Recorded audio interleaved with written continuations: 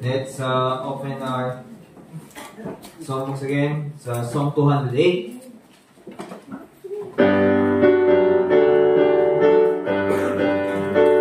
Song 208. Grace greater than our sin. Let's sing on the first. Marvelous grace of our loving Lord, grace that exceeds our sin and our guilt. Yonder on Calvary's mount outpoured, there where the blood of the Lamb was shed. Grace, grace, God's grace, grace that will pardon and bless. Grace, grace, God's grace, grace that is greater than all our sin. Sin and despair like the sea waves fall, wherever the soul with infinite loss. Grace that is greater, yes, grace untold. Only to the refuge, the mighty cross. Grace, grace, God's grace, grace that will pardon and bless within. Grace, grace, God's grace, grace that is greater than all our sin. Darkness the stain that we cannot hide. What can avail to wash it away? Look, there is flowing a crimson tide. Pardon and snow you may need today. Grace, grace, God's grace, grace that will pardon and bless within. Grace, grace, God's grace, grace that is greater than all our sin. Marvelous, infinite, matchless grace, freely bestowed on all who believe. You are longing to see His face. In this moment, His grace receive. Grace, grace, God's grace, grace that will pardon and bless within. Grace, grace, God's grace, grace that is greater than all our sin.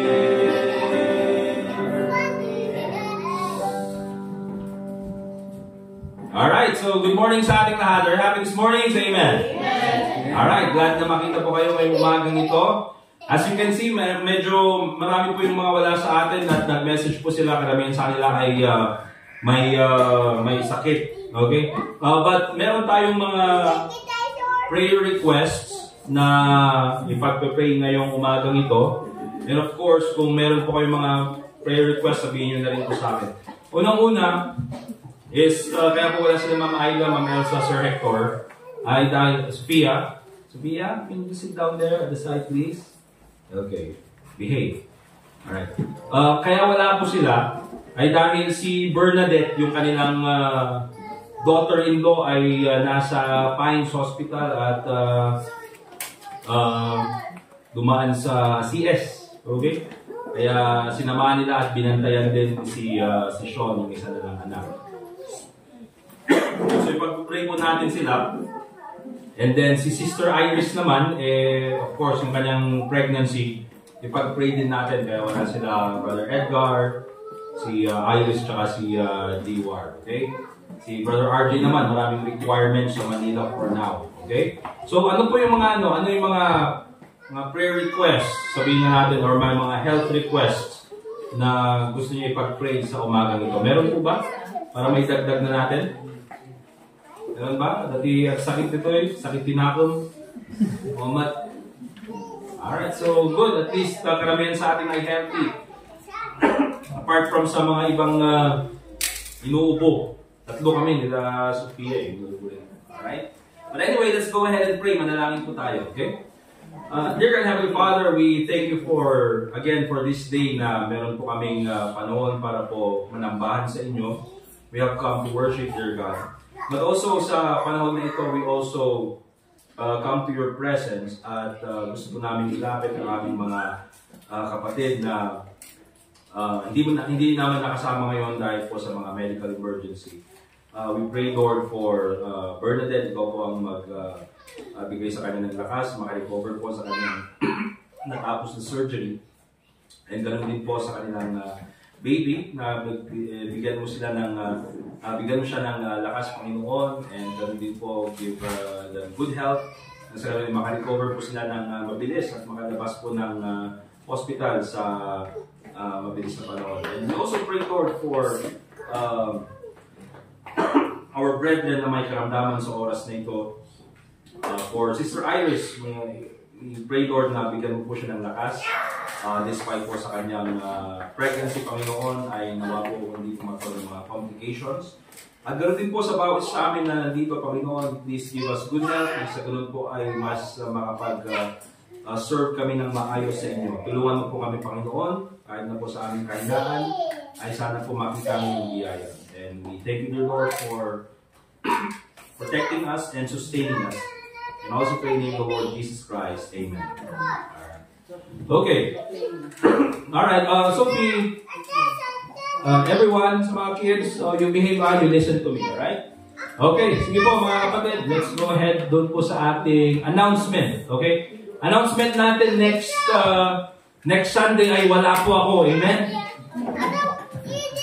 Next Sunday, wala po ako, amen? Oh yes! Hindi, okay lang kasi meron naman tayong mga preacher na naka-assign na. Andun kasi ako sa main church next Sunday. Pero okay lang po dahil nandito sila Brother Dustin, si Brother Edgar, ganoon din si Brother RJ. Sila po yung magtuturo sa inyo next Sunday. So please be here and supportahan pa rin natin yung service natin. Amen? Alright, so yun po yung gagawin natin this coming September 24. And doon naman sa end ng, August 24. At doon naman sa end ng September, sa last Sunday ng September, ay meron po tayong guest speakers, Pastor John Pahigon. So naman ti umay dito yung missionary natin na dayjay, bunga ta dyan. Alright? So nga, ayaban tayo mat, tayo naman ti mga sabakin niya tayo, dito church tayo. Okay? So September po yun. So yun lang naman po yung mga immediate na mga announcements natin. And then by September, magsisimula po akong magturo about Thanksgiving kasi meron po tayong Thanksgiving Sunday sa December. Okay? So i-explain ko po kung ano po yung Thanksgiving na makikita natin sa Bible. Alright? Yun lang naman po mga kapatid yung mga announcements natin. Alright? But also, meron din tayo mga bisita sa umagang ito, Dajay Dalikod, ni Sir Val, Dajay, nagapuso na Dajay Parlig. Nagapumot na tunin ni Sir Ray. Sir, thank you tayo, may kayo bisita kinyami. Andyan daw sila sa teacher's camp for training niya, sir. Training? Schooling. Okay? Surusuruan na di Pilipino, akas dyan.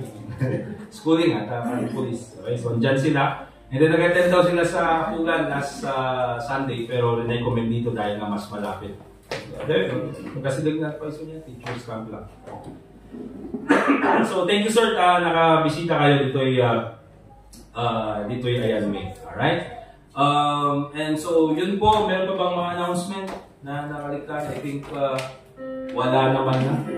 Alright, so let's go ahead and call again si Brother Dustin para sa ating congregational singing. And then pagkatapos po niyan, we'll go ahead sa ating preaching.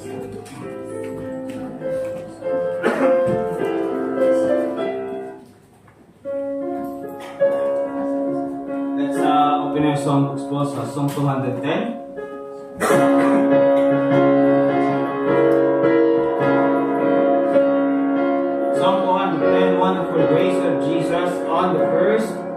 Wonderful grace of Jesus, greater than all my sin. How shall my tongue describe it? Where shall its praise begin?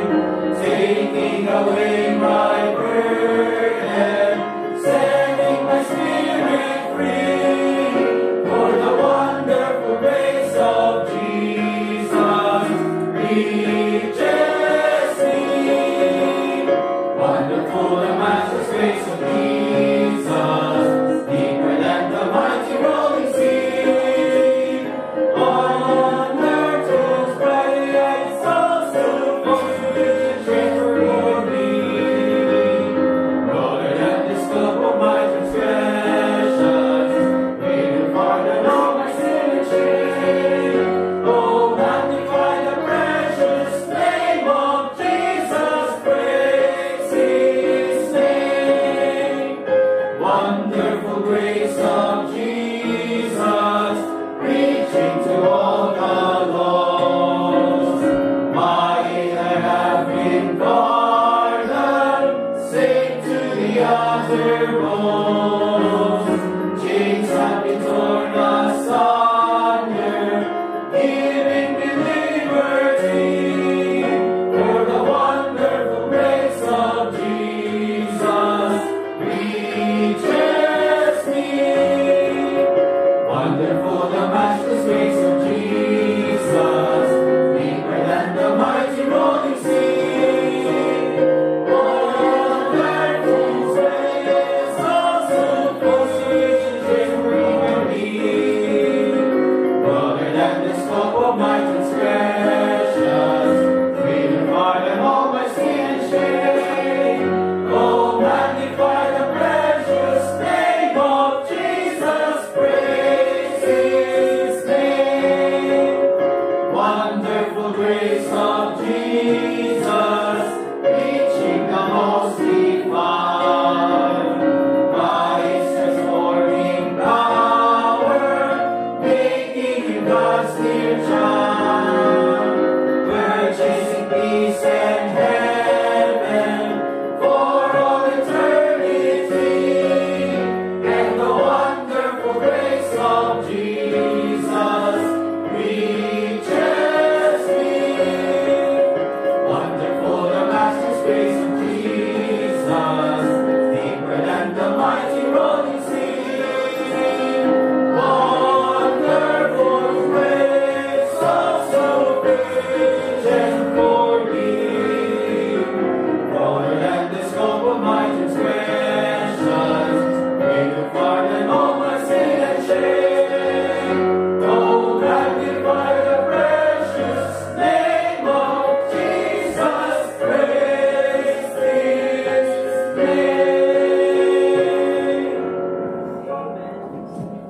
Alright, okay, dapat na po tayo sa ating lesson mga kapatid. And let's go ahead and alright.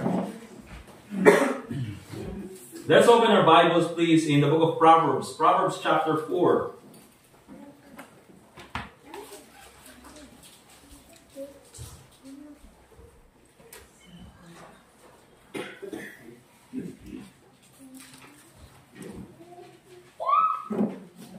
Proverbs chapter 4 at marami po tayong mga verses na titignan ngayon. It's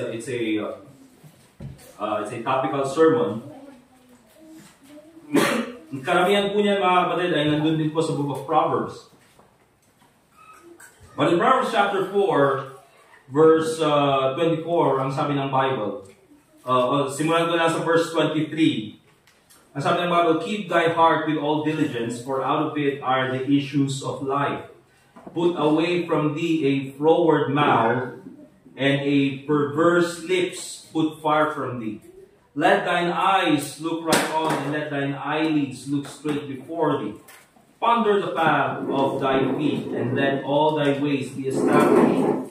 Turn not to thy right hand, nor to the left. Remove thy foot from evil. Let us pray. Dear God, Heavenly Father, muli po kami nagpapasalamat at sa oras na ito, kami po ay makapag-aral muli ng iyong salita. Tulungan mo po ako, Panginoon, ay may paliwanag po ng maayos ang iyong salita. At nawa po sa lesson na ito ay matutunan po namin na maging mas maayos ang aming pananalita, Panginoon. At matutunan po namin makontrol ang aming mga bibig. Tulungan mo po kami, Panginoon, na may isaayos ang aming mga kamalian. At nawa po, Panginoon, sa magitan po ng iyong biyaya, ay magawa po namin ito. So, tulungan mo po kami, Panginoon, na mas maintindihan ng iyong salita sa pagitan ng Holy Spirit. And your name be glorified sa lahat po ng aming gagawin this morning. And also pray in the name of the Lord Jesus Christ. Amen. So, Proverbs chapter 4, verse 24, or verse 23, may kita po natin dyan, mga kapatid. Keep thy heart with all diligence, for out of it are the issues of life. Okay? And remember this, mga kapatid, lahat po ng mga bad habits, bad attitudes, na meron sa atin, na nasa atin, wag po natin tingnan yung iba. Remember this, mga kapatid, every time na meron po tayong mapakinggan na preaching ng salita ng Diyos, wag po natin tingnan yung iba. Amen? Ang tingnan po natin yung sarili natin. Tama po? Okay? Let the Word of God teach you. Hayaan po natin na ang salita ng Diyos ay maging salamin sa atin. At doon kasi sa salamin, pag ikaw ay nanalamin, ang nakikita mo yung sarili mo dapat. Makita mo kung ano yung dapat ayusin. Alright? And so, lahat po ng mga masamang attitude, masamang habits, or masamang gawain na meron sa isang tao is always connected with the heart. Okay? Meron at merong issue yan sa puso. Kaya kung minsan masakit magsalita, kaya minsan masama ang tingin, kaya minsan masama ang gawain, dahil there's always a heart issue. And so, ang gagawin po natin this time is we'll talk about verse 24, where the Bible says, put away from thee a froward mouth, and perverse lips put far from thee. Ngayon, isa po sa mga kailangan natin gawin in order for us na mas mabago yung ating buhay, yung ating gawain, we cannot only address it through the heart, but later on makikita natin that it takes discipline. Alright? Kaya po ang lesson natin ngayon, mga kapatid, is about the froward mouth. Okay? About the froward mouth. Tignan niyo po, hindi po yan forward mouth. Meron po yung mga tao na nag-forward yung uso daw. With forward mouth. Hindi po yun. Ang topic po natin is froward mouth. Pag sinabi po natin froward, not willing to comply or not willing to yield. Ano yung nagpakontrol? Di ba? Kumbaga sa tao, rebellious, unruly. Alright? And so it's very important na minsan ito ay nakalagay doon sa in context of the mouth. Froward lips, minsan ang sabi ng Bible, froward mouth. Wala po kayo makikita sa Bible, mga kapatid, na froward hands. Okay? Wala po kayo makikita na froward foot. Yung makikita nyo ng froward mouth. So, pinapakita dito ng Bible, mga kapatid, sa dinami-dami ng mga senses na binigay sa atin ng Panginoon, sa mga body parts na binigay sa atin ng Panginoon, isa sa mga hindi natin makontrol is the mouth.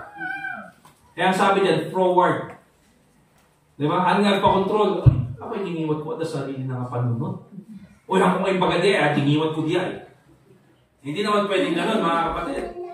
So, ang sinasabi dito, mga kapatid, is hindi yung bibig natin ayaw magpa-control. Sinasabi dito actually, is tayo hindi natin makontrol yung ating bibig. Naintindihan? Kaya ito yung sinabi na froward mouth. Alright?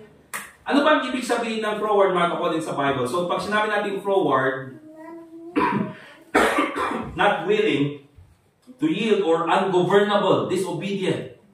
Pwede ito nga nguso, di nga ag-obey kanya. Diba kung yung ginagawa natin, pag yung bata ayaw mag-obey, anong ginagawa natin? Pinapalo. Kaya pag yung bibig mo ayaw mag-obey, tugtog mo, bautom mo. Alright? But let's go to Proverbs chapter 25. Proverbs chapter 25, verse 18. Pag sinabi natin froward mouth, okay, according sa Bible, meron po itong mga iba't ibang mga illustration. And in Proverbs chapter 25, verse 18, makikita po natin dyan that a froward mouth is a lying mouth. Okay, nagsisinungaling. A man that beareth false witness against his neighbor is a maul, and a sword, and a sharp arrow. Para siyang instrument, para siyang weapon. Okay? Kaya meron po talaga mga kapatid na may mga tao na very deadly. Walang alam sa mixed martial arts. Ang alam na mouth martial arts. Diba? Very deadly. Okay? Actually, may mga tao na ayaw mong makaaway dahil sa tabas ng kanilang pananalita. Okay? So, a froward mouth is a lying mouth. Bakit? Kasi may mga tao po talaga, mga kapatid, na hindi kanila sasaktan physically, but they can destroy your reputation by lying. Okay? Pwede nilang gawin yan.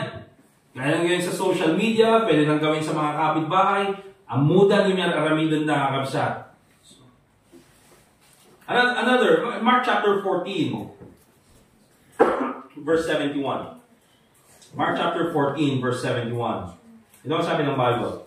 Ito naman about kay Peter. Sabi ng Bible, but he began to curse and to swear, saying, I know not this man of whom ye speak. And linagay ko ito sa category ng froward mouth, mga kapatid. Dahil kung titignan din natin, ito talaga yung isa sa mga sabihin na natin kahinaan ni Peter. Si Peter, mga kapatid, isa siya sa mga tapat na disipulo ng ating Panginoong Hesukristo. Pero makikita natin ang kanyang kahinaan talaga. Minsan, nangunguna yung kanyang bibig kaysa yung kanyang isip. And that is basically a definition of a froward mouth. Umuno na nga kanayon, dingiwat na kaysa di panunod na. Iso nga aduti, babawi na naman minsan. And marami tayong kilala na minsan, mga kapatid, tayo yun eh. Umuna nga agso tayo, sakbay tayo magpanunod. Alright? At ganyan po si Peter, mga kapatid. A froward mouth is a cursing mouth. Ang dami nang nasabi na masasakit, ang dami nang masabi na hindi dapat sabihin, pero sinabi na bakit? Kasi hindi na-control yung bibig. Froward mouth. Or hindi makontrol. Iba yung hindi na-control. Iba yung hindi makontrol. Or walang control sa bibig. Another one, mga kapatid, let's go to 2 Corinthians chapter 12, verse 20.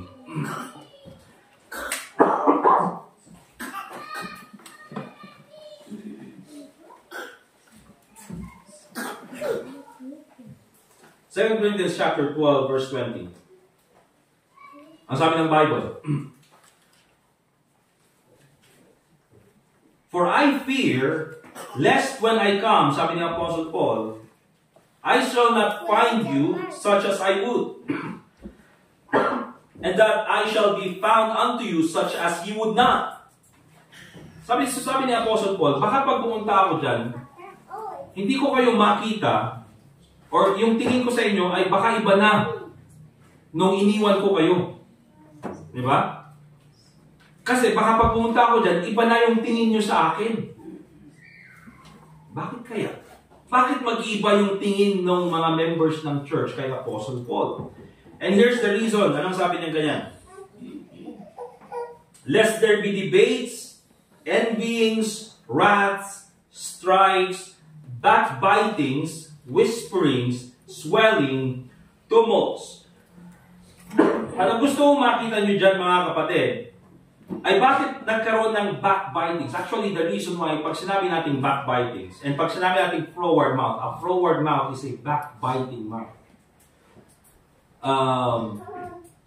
Sino makaka-guess kung ano yung modern vernacular natin sa backbiting? Ha? Backstabber. Yun yung alam natin. Backbiting means backstabber. Ito, para madali natin maintindihan. Pag sinabi kasi natin backstabber, mga kapatid, katulad din ng backbiting. Same principle. They speak negative against you when you are absent. Di ba? Pagkakaharap ka, okay. O, di ba? Maganda ang usapan. Oh, nagsayakan mo ito. Oh, sika talaga ti the best. Sika ti kamayatan. Blah, blah, blah, blah. Di ba? Pero pagka umalis ka, mga kapatid, at nagkaroon na ng kwentuhan sa ibang tao, may mong nikuha, sa pali tayo tayo, uyong tayo tayo, sumakiyaw tayo tayo. Amin na day ka din, pagkalakin niya. Kaya nung kasama mo siya, okay naman. Di ba? Magkakasama kayo, okay, maganda yung samahan. Umalis kang ganyan, merong nag-backbite sa'yo, merong nag-backstab sa'yo, pagbalik sa'yo, ayaw, iba na yung tingin sa'yo. Bakit? Kasi may nagsimula ng kwento. Merong backbiter. At saan nanggaling dyan? Nandyan yung envying, nandyan yung debates, nandyan yung wrath. So a froward mouth is a backbiting mouth. Ito pa. A froward mouth is a gainsaying mouth. Let's go to Titus chapter 1 verse 9.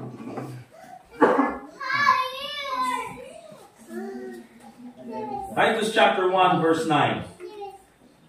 Ang sabi ng Bible in Titus chapter 1 verse 9, hold fast the faithful word as ye have been taught, that he may be able by sound doctrine both to exhort and convince the gainsayers. So nandyan po yung salitang gainsayer, or sa ibang mga parts ng Bible, gainsaying. Okay? Pag sinabi natin gainsayers, ito yung kontra. Diba? Kontra nga ka na yun. May plano sa church, kontra. May gusto kang hangarin, kontra. Diba? Sabihin mo ganyan, uy, plano kong ano? May plano kong mag-upskill. Diba? Gusto kong pag-aralan itong skill na to about sa computer, or about sa website na ito, or gusto kong malaman itong skill na ito about sa photography, or that. Ang sasabihin nila, wala yan, hindi mo matututunan yan, mahirap yan. Diba? Wala kang oras para dyan, hindi mo kayang gawin yan. Okay? So, nandyan mga kapatid, gainsaying. And even minsan sa ministry, may plano sa church, pero minsan ang gagawin, wala, hindi po natin kayang gawin yan. Okay na dito, okay na yan. Alright? Hindi na natin kailangan gawin yan. So, there are people, talaga mga kapatid, who in our ministry, or even in our personal life, are sabihin na natin gainsayers, kontra. Okay? And so makikita natin, the froward mouth is a gainsaying mouth. Anong sabi ng Bible? When it comes to gainsayers, sabi ni Paul kay Titus, holding fast the faithful word. You see, ang pwede lang natin gawin nang sa ganun ay makontra yung mga kontra. Gets nyo? Kontrahin yung mga kontra is walang iba kundi yung salita ng Diyos. Okay? Ito pa. Proverbs chapter 26 verse 20. Balikan natin. Proverbs chapter 26 and verse 20. Ay, meron pa ba dyan mga coloring materials? Ngayon yung coloring materials na lang para kulay-kulayan nila yun. Yan, yung mga bond paper. Proverbs chapter 26 verse 20. The Bible says, where no wood is, there the fire goeth out. So where there is no talebearer, the strife ceaseth. Okay, so makikita nyo dyan mga kapatid, lahat naman na tayo subukang mag-bonfire. Ano sabi dyan? Where no wood is, the fire goeth out. Naawan kayo, naawan sungrod, awan apoy. Naawan? Naawan sungrod, naawan ti kayo, awan ti apoy. And so anong sinabi dito mga kapatid? So, where there is no talebearer, the strife ceaseth. You see, many times, and ang makikita natin dito, yung fire ay ginawang, parang illustration is yung apoy. So kung awan sumrod, awan ti apoy. At sabi ng ganyan, kung walang talebearer, walang nagsisinungaling, gumagawa ng kwento, wala ring away. Okay? So makikita natin dito mga kapatid, that a froward mouth is a tale-bearing mouth. And so in these occasions, makikita po natin na yung froward mouth po talaga mga kapatid ay napakalaki ng impact, napakalaki ng influence sa buhay ng isang tao. Alright? Because it's very important to talk about this. Dahil ang froward mouth, mga kapatid, not only does it destroy others, but most of all, it destroys you. Okay? Ikaw ang sisirain ng froward mouth. Nakakasira yan sa iba, but also at the same time, sisirain ka nito. Diba? And later on, titignan natin, but just take a look at the principle when it comes to sowing and reaping. For whatsoever a man soweth, that shall he also reap. Kaya sa panimula pa lang mga kapatid, kahit nasabihin natin, meron talaga yung mga taong gumagawa ng kwento, at sabihin natin, parang nagtatagumpay sila, parang nagiging successful sila sa kanilang mga samang plano. But here's the thing mga kapatid, remember this, lahat po babalik sa kanila. And so, magtagumpay man sila sa kanilang paninira, but later on, ang masisira ay sila mismo. Okay? So, anong gagawin natin mga kapatid? So that hindi tayo sirain ng froward mouth. At remember this mga kapatid, lahat po tayo ay may bibig. Amen? Amen po ba? Amin kayo at dangiwat ko, say amen. Yung ibig sabihin niyan, lahat tayo merong tendency to have a froward mouth. Kahit pastor, ay nako, minsan nga, mga kapatid minsan yung pinaka-chismoso pa yung mga pastor. Nagpaiso. Minsan kung sino pa yung mga pastor, sila pa yung mga pinaka-chismoso. Minsan kung sino pa yung mga pastor, sila pa yung mahilig sa green jokes. Diba? Minsan kung sino pa yung mga pastor, sila pa yung mga tale-bearer. Minsan kung sino pa yung mga pastor, sila pa yung nagsisimula ng away. Alright? So, lahat tayo may bibig. Ang ibig sabihin niyan, we all have the tendency na magkaroon ng froward mouth. And kung meron tayong froward mouth, remember this mga kapatid, yung judgment ng Panginoon ay nasa atin. Pag hindi po natin kokontrolin, if we do not, control our mouth. So, look at this. Let's go to Proverbs chapter 4, verse 24. Nakita natin the definition of a froward mouth. Let's take a look at avoiding a froward mouth. In Proverbs chapter 4, verse 24, doon sa ating main text, binanggit po dyan, put away from thee a froward mouth. So, paano natin tanggalin or kontrolin yung ating bibig? First of all, we have to have self-discipline. Put away from thee. Ano ibig sabihin nun? Ikatam, yung hiwat mo. Hindi po. Ang sinasabi niyang tanggalin, yung froward mouth, not your mouth. Okay? So you have to develop self-discipline. Kaya nga tulad ng sabi ko mga kapatid, yung mouth po ay wala pong sariling isip. Kaya hindi mo pwedeng sabihin na, yung sinabi ko, hindi ko talaga, may kasi, bigla na lang lumabas. Remember this, out of the abundance of the heart, the mouth speaketh. So hindi natin pwedeng sabihin na, hindi galing talaga sa akin yun. Pag nasabi mo yan mga kapatid, galing talaga sa iyo. Whether you like it or not. Okay? So wala pong sariling isip yung ating mouth. Pero sino ang may isip? Ikaw mismo. Ibig sabihin, minsan yung sagot na, hindi ko kasi ma-control or hindi ko na-control yung aking bibig. Here's the thing mga kapatid. You do not, ang problema is you do not control your mouth. Okay?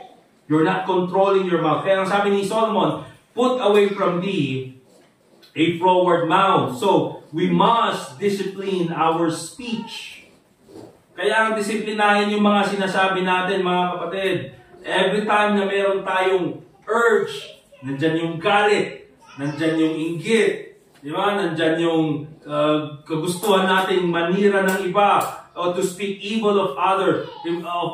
Remember this, mga kapatid, meron kang ngipin, kagatin mo yung dila mo. Amen?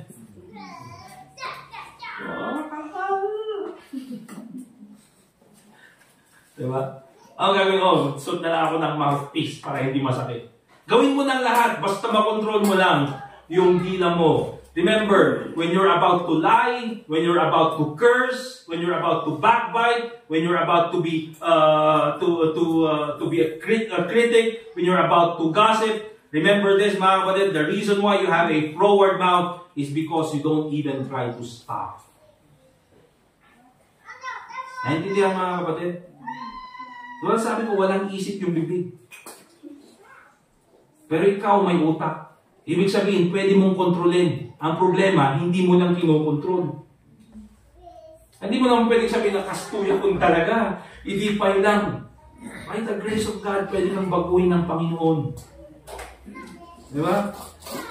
The mind must control the body. Look at Colossians chapter 3, verse 5.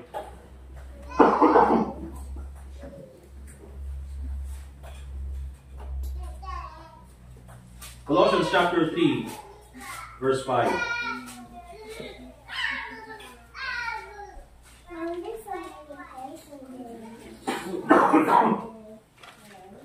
The Bible says, mortify therefore your members. Pag sinabing members, remember hindi po ito members ng church. Ang concept niya dito is yung mga members. Mortify your members. Pag sinabing members is parts of the body. Okay, kaya ang member, ang tawag natin sa mga kasama sa church ay members because you are part of the body of the Lord Jesus Christ. Okay? Pero ang specific na binabanggit dito ni Apostle Paul is mortify your members. Literally, the parts of your body. Yung kamay, yung mata, yung paa, kasama na dyan yung bibig at dila. Okay? So pag sinabi natin mortify, it means to subdue. You know, it means to put into subjection. Alright? So, ibig sabihin dyan, mga kapatid, sinasabi ni Apostle Paul na tayo bilang mga Kristiyano, we should be in control of our mouth. Amen? Dapat marunong kontrolin yung bibig. But the question is, how do we discipline the mouth? Paano natin gagawin yan? Later on, we will look at other things on how we can discipline the mouth. Pero actually, mga kapatid, isa sa mga basic siguro na hindi mo kailangang tignan kung ano sinasabi ng Bible when it comes to controlling your mouth is this. Kung wala kang magandang sasabihin, huwag ka na magsalita. Di ba? At naituro yan, nung bata pa ako, nawanti may bagang na siya, ang kailangan nagsasawa. Alright? And the reason why, mga kapatid, maraming mga tao hindi makontrol yung bibig is kahit na masama, saong. Di ba? So, nakasanayan nun. Saong. Sige, amin ang uray mali. Baga talagta. Awang mo lang tinasayat niya bagam. Ang kailangan nagsasaw. And that is a good principle. You know why? Ibig sabihin yan, nag-iisip ka bago ka magsalita. Inisip mo muna. Masama, mali. Masama, huwag na magsalita. Okay? Masama, tama. O tama, ito pwede kong sabihin. Ito makakatulong, pwede kong sabihin. Ibig sabihin yan, mga kapatid, unknowingly, sa utak mo, meron ka ng filter. Alright? So, let's go, mga kapatid, sa James chapter 1, verse 26. I believe this is very important sa bawat sa amin.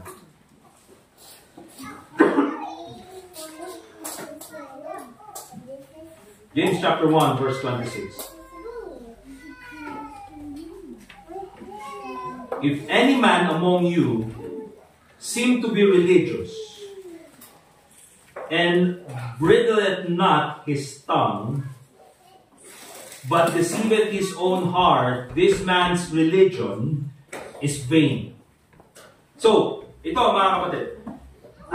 ito talaga po minsan yung nagiging sukatan kung paano natin makontrol yung ating bibig. Okay? Dahil marami po sa atin, pagka okay ang lahat, pagka walang problema ang pinagdaraanan, okay naman kausap. Wala namang cursing, wala namang lying, wala namang bearing false witness. Okay naman lahat.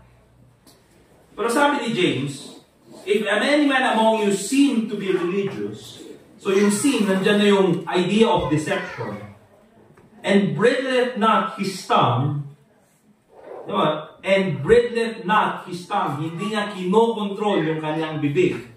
Sabi niya ganyan, but deceive his own heart, this man's religion is vain, yung kanyang devotion. Hindi yung religion na Catholic ako, Baptist ako, hindi yun. Pag sinabing religion dito, yung kanyang devotion. Okay, yung kanyang pagiging tapat. Kasi nga nandun yung, if any man among you seem to be religious, seem to be devoted. Diba? Pero hindi niya makontrol yung kanyang bibig, bridleth not his tongue, yung kanyang devotion is meaningless. Here's the thing, mga kapatid. We have to study this in context. Minsan kasi sinasabi natin na, hindi makontrol yung bibig, yung kanyang devotion is, or yung kanyang pagiging faithful is meaningless. Marami po sa atin, mga kapatid, pagka okay ang buhay, wala ka namang makapakinggan na lying, cursing, pagka hindi nape-pressure, okay lang naman, maayos magsalita. Pero the context of James chapter 1, is makikita nyo dun sa verse 2. If you're still in the book of James, brethren, count it all joy when ye fall into diverse temptations, knowing this, that the trying of your faith worketh patience. But let patience have her perfect work, that ye may be perfect and entire, wanting nothing. So, ang pinapakita po dyan sa James chapter 1 is yung mga Kristiyano who are going through many difficulties in life. Okay? At ang sabi niya dyan, mga kapatid, in verse 26, if any man among you seem to be religious and bridleth not his tongue, but deceiveth his own heart, this man's religion is in vain. You see, mga kapatid, many times na ipapakita po natin na we cannot control our own mouth when we are in great difficulties. When there are problems. Meron yung mga tao na okay lang naman kausap. Di ba? Pag walang problema. Okay lang naman kausap pag walang problema. Pag walang pressure sa buhay, okay lang siya. Maayos kausap. Pero, kapag may problema, una yun mo daytan, naglaingag sa otidatos. Diba? Pagka nape-pressure na ganyan, ang galing nang magsalita ng negative. Ato na amin ang pampapay natin sa mga nagador at pagdadalanan ng tao, basta kayo ng amin. Di ba? Okay lang siya kausap pag walang problema. Pero pag may problema, lahat na ng mura nang gagaling sa kanyang bibig. At dyan po talaga nakikita natin, mga kapatid, na yung tao na yan, walang control sa kanyang bibig. Naintindihan? Nagets po ba? Nagets po ba, mga kapatid? And so, we have to develop self-discipline. At yung discipline po na yan, mga kapatid, especially nakikita when we are under pressure. Katulad po yung nangyari kay Peter. Diba? Balikan po natin yung kanina binasa natin doon sa Mark chapter 14 verse 71. Ano sabi ng Bible? But he began to curse and to swear, saying, I know not this man of whom ye speak. Si Peter, malapit sa Panginoong Jesucristo. Kailan niya dininay si Jesus Christ? At kailan siya nagmura? When did he curse? When the Lord Jesus Christ was being tried, was being persecuted. At nakita niya na ako naman na ang isusunod nilang ito persecute. Kasi nagtatanong sila, hindi ba kasama mo rin siya? But then he started to lie and he started to deny the Lord Jesus Christ and he started to curse. But going back to John chapter 6, mga kapatid, Noong si Jesus Christ ay natuturo sa mga tao at itinuro niya na He is the bread of life, at sinabi niya sa mga tao na kaya lang naman kayo sumusunod sa akin ay dahil pinakain ko kayo ng tinapay. And then umalis yung mga karamihan ng mga tagasunod ni Jesus Christ, and then tumingin siya doon sa mga disciples. Ano nung sabi niya sa mga disciples niya? Will ye also go away? Kayo rin ba? Iiwan ako. Alam niyo ang sagot ni Peter, napakaganda. Sabi niya ganyan, to whom shall we go, Lord? Thou hast the words of eternal life. Saan pa kami pupunta? Nasa iyo na. Ang salita ng buhay na walang hanggan. Thou hast the words of eternal life. Napakagandang sagot. And everything was doing well. Napakaganda ng sagot. Pero yung dumating yung persecution, hindi ko siya kakilala. Yung mga kapatid, dyan po talaga natin nakikita yung measure. Kung talagang kontrolado natin yung bibig natin. Ano itatama, okay ang amin? O may tamamin, ayos lang. Pero pag dumating yung pressure, dumating yung kulang yung budget, dumating yung kulang yung pambayad, dumating yung, minsan nga, kahit sa ministry, kulang yung offering. Alright? Kulang sa budget yung church. Minsan, dyan din nakikita mga kapatid yung pananalita natin.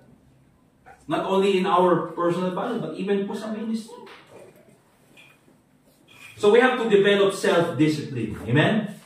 Para po makontrol yung ating, in order for us to avoid a froward mouth. Hindi lang yan, ito very important. Let's go to Proverbs chapter 8, verse 13.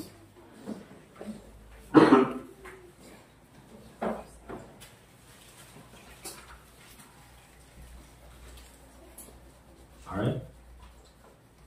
Proverbs chapter 8, verse 13, the Bible says, the fear of the Lord is to hate evil, pride, and arrogancy, and the evil way. And, you see, very specific, the froward mouth do I hate. So, paano natin, how can we avoid a froward mouth? Not only developing self-discipline, but also this one, spirituality. Hindi lang self-discipline, but also spirituality. At napaka-specific ng sinabi ng Bible, the fear of the Lord is to hate evil. Kung ikaw may takot sa Diyos, ayaw mo rin sa kasalanan. Naintindihan? Ayaw mo sa pride. Ayaw mo sa arrogancy. Kaya minsan mga kapatid, ba't ayaw mo sa mga mayayabang na tao? Kasi daw yung mga mayayabang na tao ayaw sa mga mayayabang din. Yung mga mayayabang na tao ayaw na nayayabangan. Kaya ayaw lang nila sa mayayabang. Alright? Well, in many cases, mga kapatid, I believe that is true. But you see, mga kapatid, kung ikaw ay may takot ka sa Diyos, you will also hate pride. At hindi po sinasabi dito na ayaw mo sa mga proud na mga tao. Ang ibig sabihin dito, mga kapatid, is ayaw mo na mayroong pride sa sarili mo. Naintindihan? Kasi minsan, uy, may takot ako sa Diyos, ayaw mo sa mga mayayabang na tao. Ang yabang mo naman. Di ba? Ang yabang mo naman, ayaw mo sa mga katulad na ako'y mayayabang. Ang yabang mo. Ang sinasabi dito, mga kapatid, kung ikaw may takot ka sa Diyos, ayaw mo na mayroong pride sa puso mo. Ayaw mo na mayroong pride sa buhay mo. Ayaw mo na mayroong kang arrogance. Okay? The evil way. And then sabi niya, and the froward mouth do I hate. Okay? So, spirituality. Pag sinabi natin spiritual, mga kapatid, very simple lang naman yung definition 1. Walking in the Spirit.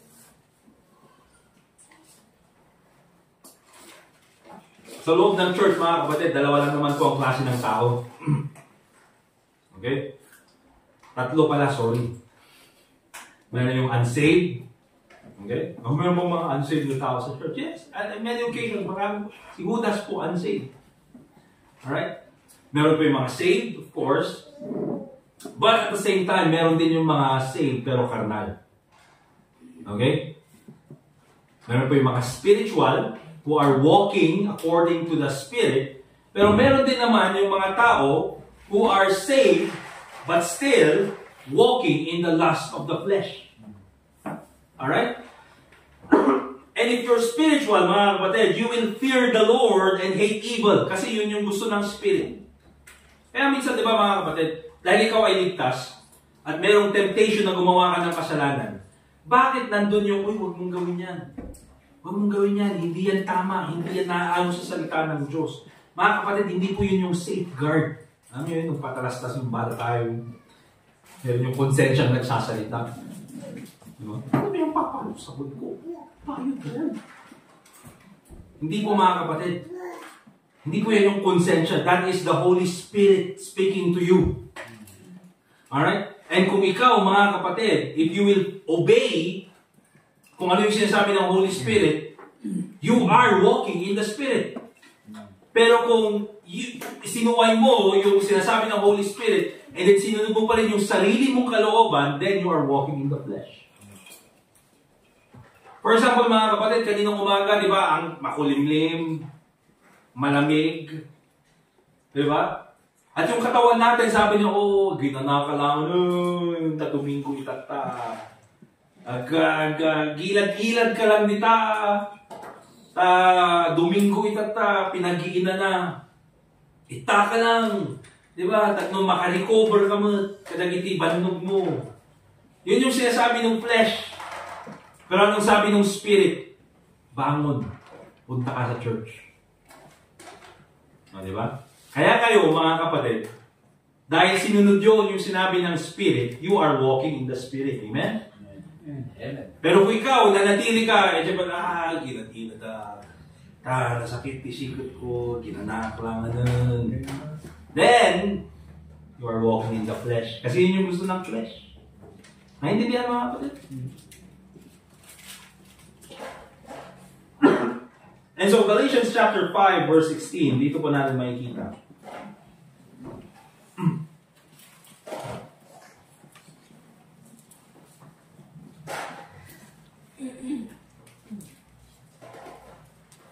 Galatians chapter 5, verse 16.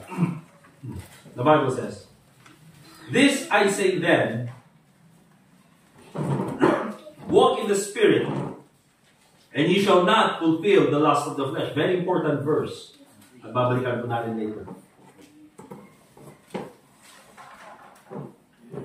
Walk in the Spirit, and ye shall not fulfill the lust of the flesh. For the flesh lusteth against the Spirit, and the Spirit against the flesh. And these are contrary the one to the other, so that ye cannot do the things that ye would. Remember this, mga kapatid, you cannot be a Christian that's spiritual and carnal at the same time. It's either you are walking in the Spirit or walking in the flesh. Hindi pwedeng walking in the Spirit 50% and flesh 50%. Hindi po, mga kapatid. It's either. Alright? And so, kung titignan po natin, mga kapatid, how do we develop yung ating spirituality? Very, very basic instructions lang na pupuntahan natin. Go to Proverbs chapter 21, verse 23.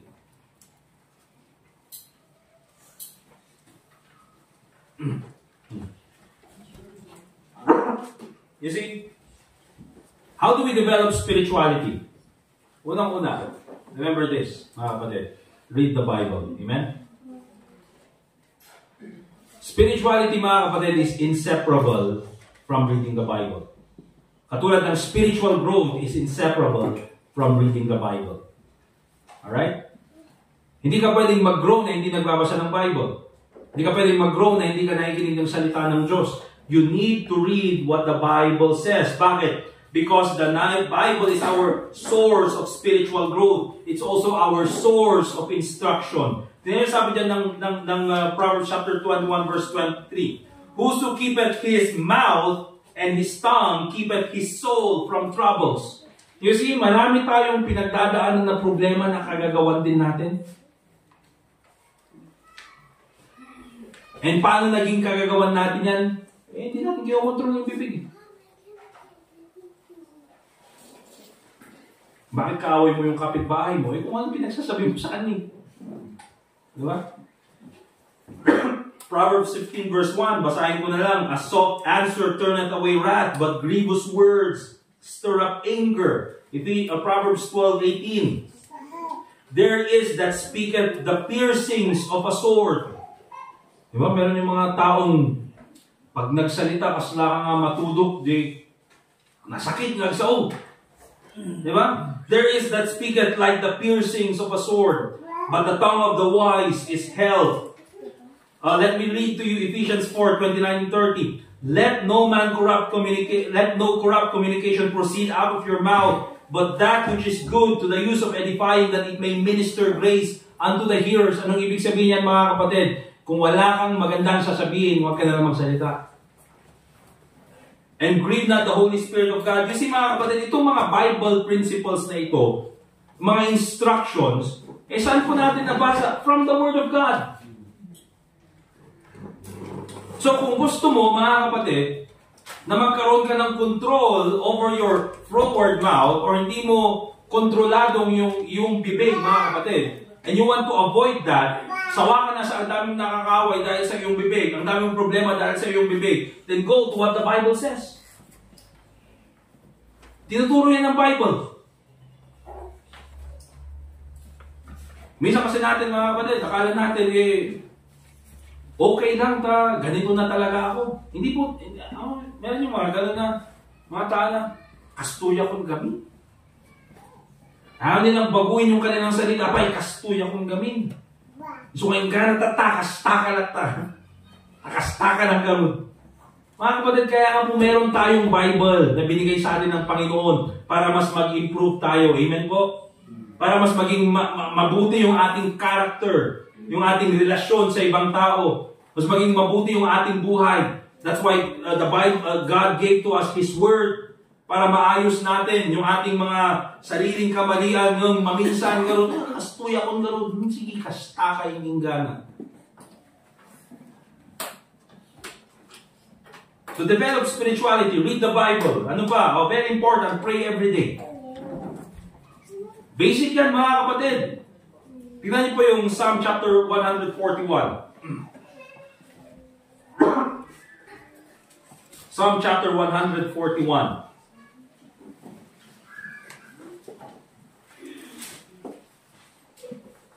Psalm 141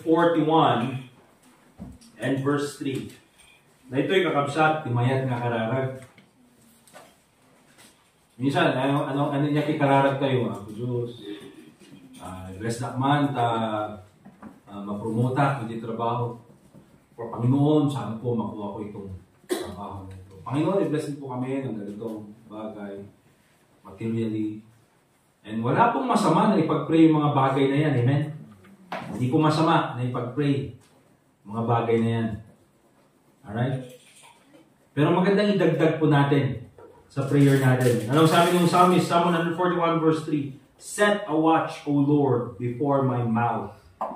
Keep the door of my lips. Alright? Set a watch, O Lord, before my mouth. Keep the door of my lips.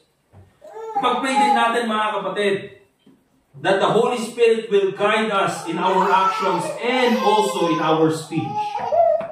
Okay, doon sa ating pananalita. Ipag-pray natin that your words will be an encouragement to others, not otherwise. Ipag-pray natin, mga kapatid, that your words will be helpful to others, not damaging. Okay? Pag-pray po natin, mga kapatid, that when we speak the truth, that you will have the right motive. Meron din kasi mga nagsasalita na, bakit mo sinabi yun? Wala, sinasabi ko lang naman yung totoo pero yung motive niya manira. O truth yung sinabi, pero yung motive manira. Nag-gets nyo yun, mga kapatid? Ba't galit naman yung kwento mo about sa kanya? O sinasabi ko lang yung totoo. O totoo nga, pero yung motive niya is manira. Hindi yung makatulong. Okay? Others pretend to speak the truth, but their motive, katulad ng sabi ko, is to destroy the reputation of others. Okay? And of course, mga kapatid, how do we develop spirituality? Nandyan yung reading the Bible, nandyan yung praying every day. But also ito, very important. Let's go to, balik tayo sa Proverbs chapter 4, verse 24. Yung main text natin.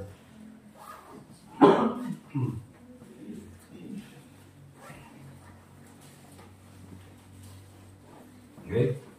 Ito, very important.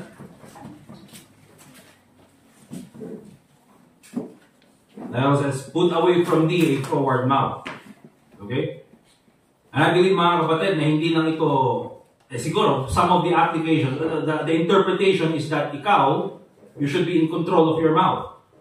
But I believe one of the applications here, mga kapatid, is that you should avoid people with a froward mouth. Okay?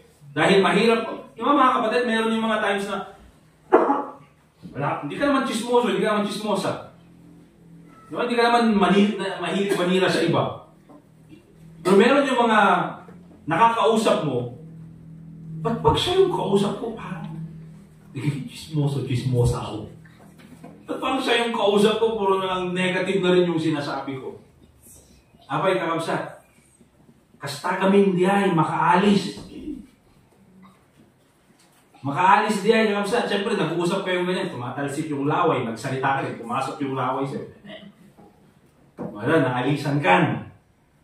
Dati siya may froward mouth, ngayon dalawa na kayo. O tapos meron pang dumagdag na isa, 3 na kayo. Okay? And then pag uwi mong ganyan, tinuloy mo pa, nadamay pa yung asawa mo. O, lahat na, froward mouth. Mamaya, buong church, froward mouth.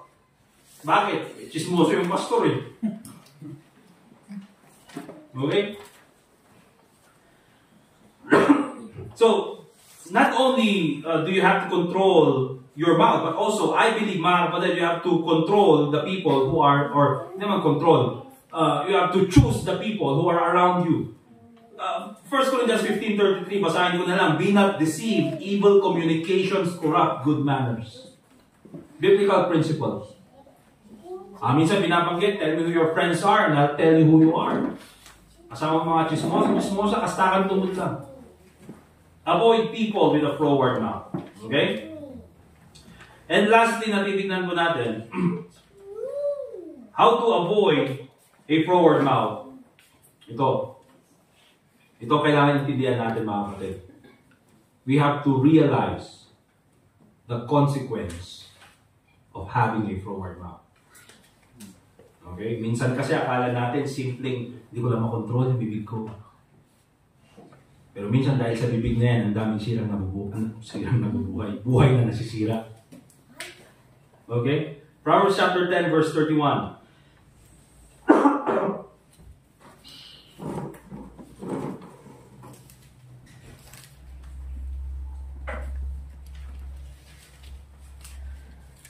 Tulad ng sabi ko, mga kapatid. Akala natin, mga kapatid, yung pagkakaroon ng froward mouth, yun yung nakakasira sa iba.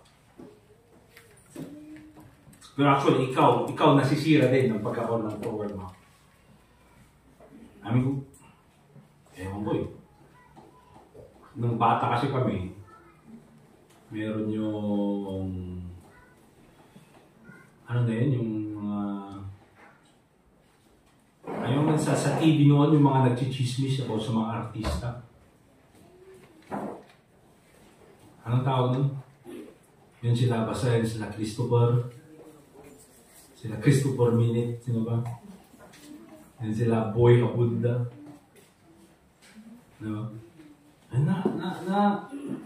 Ano ko pa minsan no, sa mga meeting ng young people. Sabi din sa main church mo. Ako yung pinakabata noon. Kaya pupunta yung mga babae young people, may punta sila sa bahay ng isang young people, then manunod sila yung about yung sa Star Talk. Mag-Star Talk sila. Ay, nangyari kay Marvin Agustin. Hindi ako din Marvin Agustin. Ay, thank you. Thank you, Marvin. Alright. And so, that's the thing, mga kapatid. Kung titignan nyo yung kung sino yung mga chismosa noon. Hanggang ngayon, ganun pa rin yung ginagawa nila. Ngayon. But who can trust those people? Okay? You see, the tongue can influence our perception of others. Yan po yung isang epekto ng pagkakaroon ng forward mouth. Consequence ng forward mouth. Look at James chapter 3, verse 3 to 5.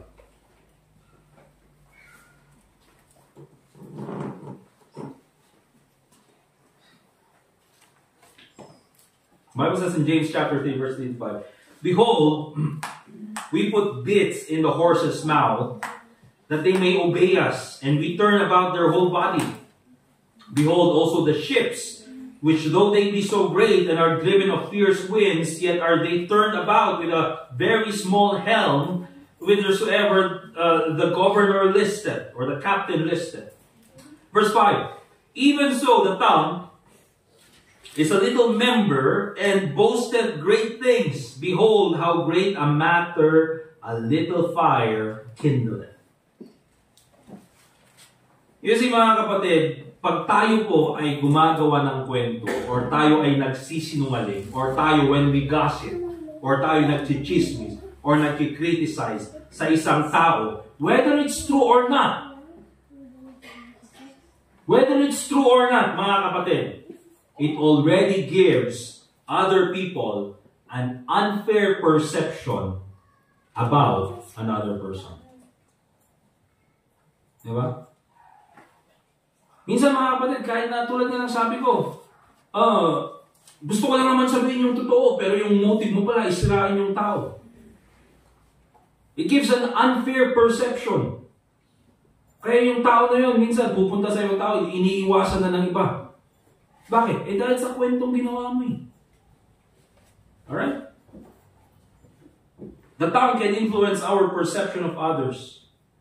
Ito pa, the tongue can destroy the reputation of others. James chapter 3 verse 6. James chapter 3.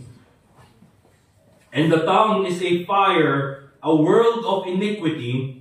So is the tongue among our members, that it defileth the whole body, and setteth on fire the course of nature, and it is set on fire of hell. Gusto ko munang makita mga kapatid, that it defileth the whole body. Tulad ng sabi ko mga kapatid kanina, in James chapter 1, kahit na gaano it seems religious yung tao, if he cannot control his mouth, he is deceiving himself. His religion is vain, sabi ng Bible. Alright? So kahit na sabihin na natin napaka-edukado mo, napaka-spiritual mo, preacher ka, or sabihin natin ikaw yung leader ng church, if you cannot control your mouth, mga kapatid, it defileth the whole body. Kaya minsan, kahit na gaano ka kabait, pero kung chismoso ka, ang pagkakakilala sa'yo, chismoso. Naintindihan? And gusto kong sabihin yung chismoso, mga kapatid. Kasi nga, doon sa Bible, kapag nag-preach o mga babae, chismosa, chismosa, chismosa, chismosa. Chismosa, chismosa, chismosa, chismosa. Mga babae, chismosa. Pero kung titignan niyo po sa Bible, mga kapatid, sa Book of Proverbs, every time na may tale-bearer, forward mouth, oftentimes, ang ginagamit na pronoun ng Bible is he. Dahil totoo po, tulad ng sabi ko mga kapatid. Kung sino pa yung lalaki, siya pa yung chismoso. Chismosa, chismosa, chismosa. Hindi na chismosa. Chismosa, chismosa. Chismosa Baptist Church. No, pangit mo ito kasi niya. And so mga kapatid, and the tongue is a fire, world of iniquity. So is the tongue among our members, that it defileth the whole body, and setteth on fire the course of nature, and it set on fire of hell. The words na lumalabas sa mga bibig natin, mga kapatid, it can destroy or build up the reputation of others. Okay? Pwede natin gawin yon or gamitin na sirain ng iba or i-build up ang iba. Just like sa ministry, mga kapatid, if nakapakinig na kayo mga kapatid ng preaching na sama ng loob. Preaching na sakit tinatom. Nakapakinig na ako mga kapatid. Alam niyo naging effect? Sama ng loob ko din. Sama ng loob eh. Diba? O, preach yung pastor, puro sama ng loob. O, may pinapatamaan pala doon sa ano. Sige, turo. So nga to, sige matatigan. So, imbis na naging blessing, naging chismoso ako, sige matatigan. Uy, ang hindi ko. Wala. Mag-forward ka pang ganyan. Sino kayo sinasabi ni Pastor? Ay, hindi ko di ay ayos mo kayo. Ipag-prita mo. Alright? In family, in business, you can destroy just because of your forward mouth. We'll end with this. Ano yung consequence ng having a forward mouth? Let me mention to you, it could be a reason for excommunication. Amen? Amen po ba mga kapatid? It could be a reason for excommunication. 1 Corinthians chapter 5 verse 11.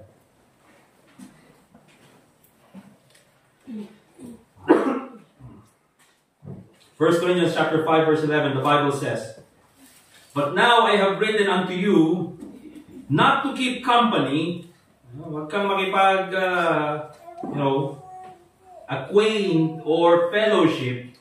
"If any man that is called a brother," ligtas, sabihin na natin ligtas, a member ng church, "be a fornicator, or covetous, or an idolater," and sabi ng Bible, "or a railer." Pag sinabi ng railer, one who scoffs, insults, or falsely accuses with hateful language. Ano ibig sabihin yan? Forward mouth.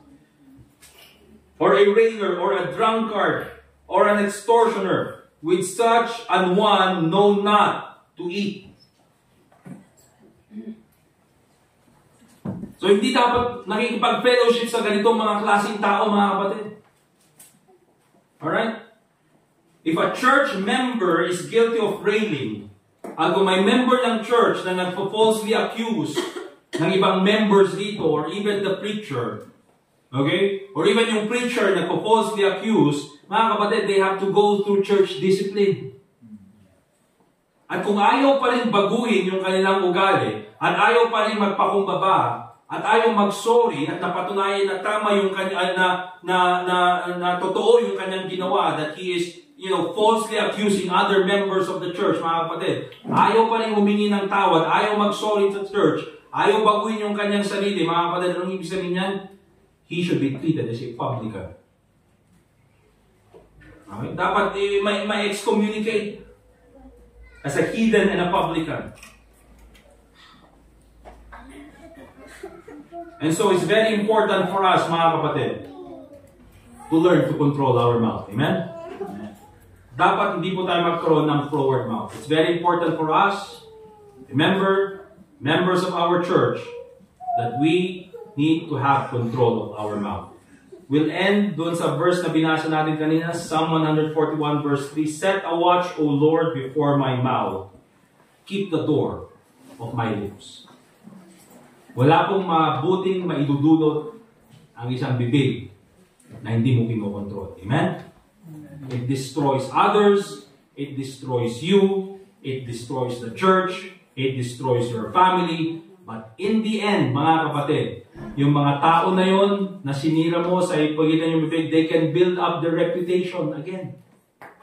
Okay? Pwede nilang ibangon ulit yung kanilang sarili. But you will be destroyed because of your own doing. Be not deceived, God is not mocked, for whatsoever a man soweth, that shall he also reap. Let us pray. Dear God, Heavenly Father, once again, nagpapasalamat po kami sa oras na binigay niyo sa amin, na kami po ay natuto na galing sa iyo salita. Panginoon, if there are times na hindi po namin na-control or ma-control or kinontrol ang aming sariling bibig, Panginoon, patawaran niyo po kami. At kung meron pong Panginoon na mga times na kami po ay naging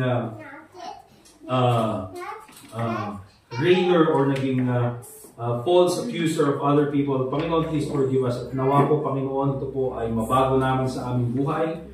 Nang sa ganun ay hindi po namin masira ang buhay ng iba. Hindi rin po namin masira ang aming buhay, ang aming ministry, ang aming pamilya. Tulungan po kami, Panginoon, at dahil lang po sa iyong biyaya ay kailangan po namin, pwede po namin gawin itong mga bagay na ito. Salamat po, Panginoon, sa iyong salita na nagbibigay sa amin ng instruction. Nawa po ito ay magbunga sa buhay ng bawat sa amin. And I pray, Lord, that you help us avoid this kind of sin. Tulad po ng sabi namin, lahat po kami ay may mga bibig. At meron pa kaming tendency na magkaroon ng forward mouth. So, dahil lang po sa iyong biyaya at pwede po namin itong ma-avoid sa buhay namin. So, maawa ko po sa amin, tulungan po kami sa aming mga pagkukulang. And also pray in the name of the Lord Jesus Christ. Let's continue to pray, mga kapatid. Patuloy po tayong manalangin. And kung paano man po kayo kinausap ng Panginoon sa salita ng Diyos na naipangaral sa oras na ito, you can come to the altar and pray. Sige po, mga kapatid. Let's continue to pray.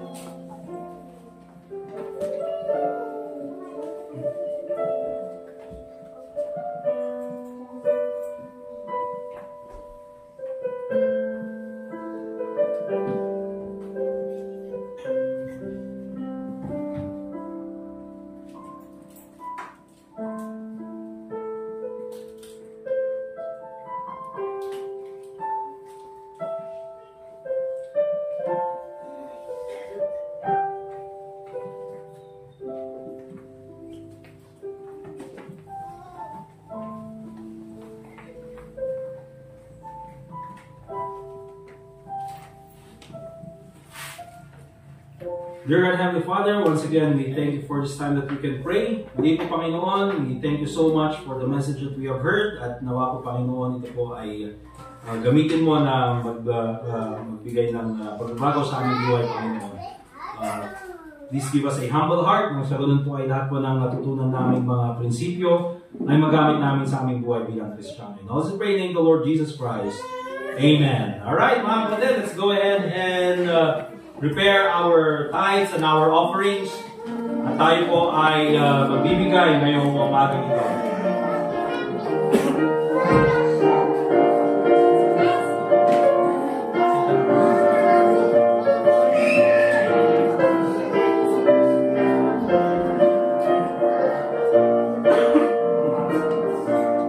Alright, tawagin natin si Brother Jazer and then si Kevin. Wala yung ating dakilang sakristan, kaya yung ano na muna, tawagin natin yung mga ang tawag nito, substitute na sakristan. Alright, let's go ahead and pray. Manalangin po tayo. Let's pray for our offering. Once again, Father God, we come to your throne of grace and mercy, and we thank you, dear Lord, for the opportunity to give. Salamat po, Panginoon, at meron kaming may bibigay. At nawa po, Panginoon, ikaw pong patuloy na mag-bless about sa amin nang sa ganun po sa mga hindi po makapagbigay ngayon, ay makapagbigay din po sila sa mga susunod na pagkakataon. Bless this offering na ibibigay po namin na maging instrumento po ng iyong biyaya sa church at sa bawat sa po sa amin. And also pray in the Lord Jesus Christ. Amen. Sige po, let's give mga kapatid.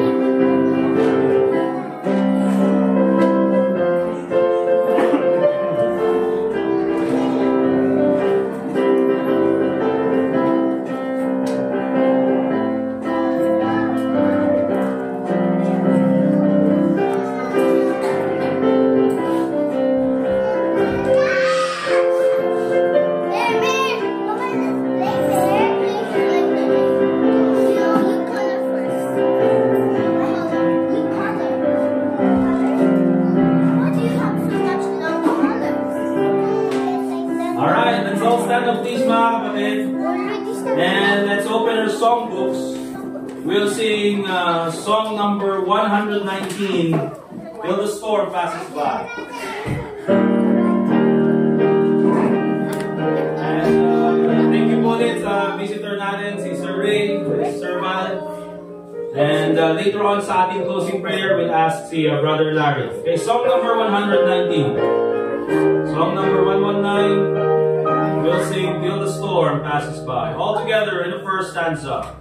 In the dark of the midnight, have I oft hid my face, while the storm howls above me, and there's no hiding place. In the crash